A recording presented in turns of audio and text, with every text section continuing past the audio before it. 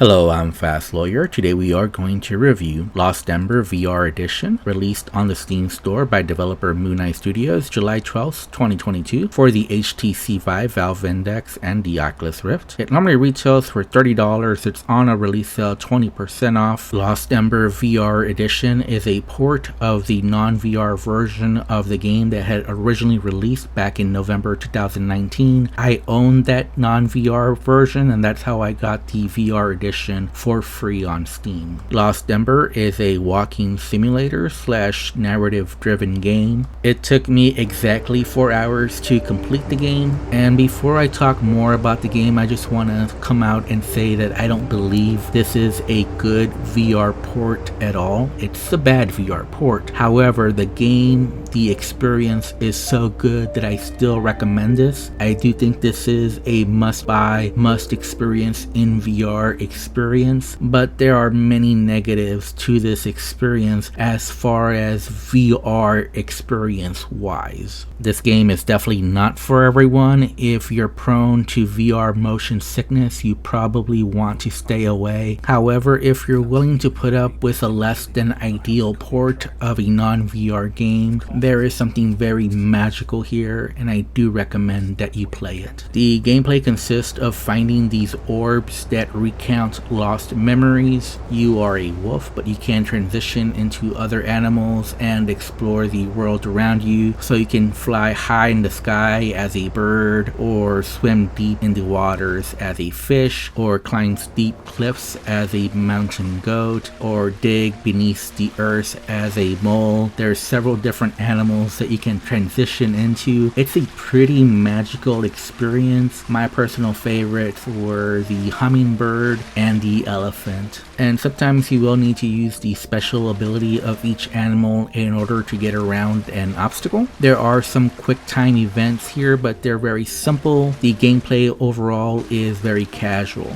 This game is mostly about exploration and storytelling. I love the narrative in this game. For me, this is the best narrative VR experience of 2022 so far, but I don't want to give away any spoilers, so I'm going to keep my review very vague about the story. The story is a very emotional journey with a very powerful conclusion that did have me in tears. In my opinion, this is one of the best endings in video game storytelling. What I can say specifically about the story is something that's already on the store page, that you are exploring the remains of a fallen world. It touches upon several themes, including a history of violence and the precursor and aftermath of the violence. And what I really liked about this is that it was done in a non-judgmental way. It's about love, it's about loss, it's about family, it's about acceptance, it's about forgiveness. There are voiceovers in this game. You do have a red orb sidekick that does narrate parts of the story to you, although your main character, the shape-shifting wolf, does not speak. I did like the voiceovers in this game. I think the voice actors did a great job. However, I was confused why the wisp had a British accent. It didn't make a lot of sense given the game's setting. Now, overall, I did like the visuals in this game. There's some very beautiful landscapes in this game and some very magical environments. However, there were some spots that didn't look as good as the rest of the game, and some of the animations were just not up to par. The sounds in this game were a mixed bag because I did notice some issues with sound levels throughout the game. I played through almost an entire part of the game where the game was almost completely silent, and it seemed like maybe some sounds had a slight delay to them. I thought the musical soundtrack was excellent, and it really did elevate the gameplay. So overall, I did love this experience. I think it's a very magical experience that's perfect for VR. However, like I said earlier, there are issues with the VR port. This is a third-person perspective adventure game, and there's nothing wrong with that. There have been some very good VR experiences in third-person point of view, such as Hellblade: Senua's Sacrifice. However, in this game, you do have several times where you have a fixed camera perspective and the camera is moved for you, or you have limited control over the camera movements. So this can be uncomfortable if you're prone to VR motion sickness or nausea. This is definitely not a game I would recommend for you. 2022. I personally have never experienced VR nausea or motion sickness, but I could definitely see this game causing problems for some people. Motion controllers are supported in this game, but they're only used as a gamepad, so there are no real VR interactions in this game. And in fact, I found out that the best way to play this game is to play this game seated and to keep your head as still as possible while exploring the world. Otherwise, it can be a unpleasant experience. I also ultimately decided to use an Xbox One controller versus using my Quest 2 motion controllers. I just found it to be a lot easier to use a gamepad. However, I did have a bug where the wrong button prompts would always show up regardless of what I use, whether I use my Xbox One controller or my motion controllers. Lastly, as far as what else is wrong with this VR port, several texts were difficult to read, including any time that you picked up a collectible. Lost Ember is running on the Unreal Engine. On my RTX 3080, I was mostly getting 90 frames per second. However, on some environments, my frame rates did drop all the way down to 45 frames per second, including the snow environment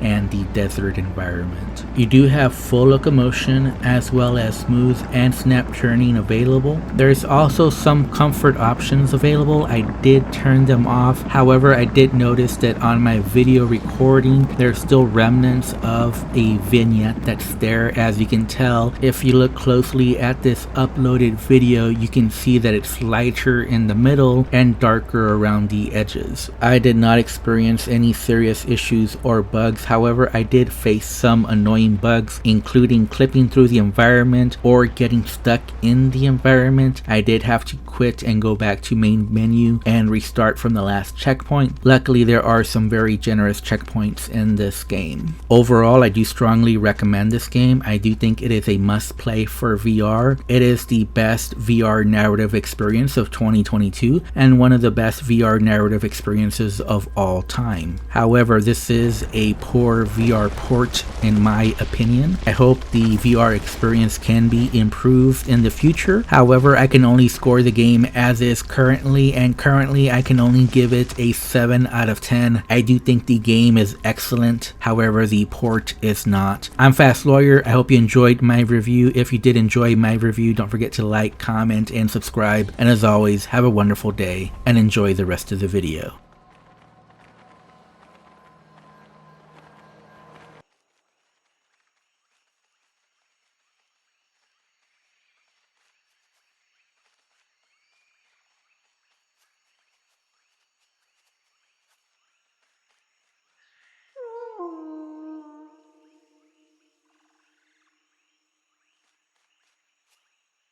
Look at these buildings.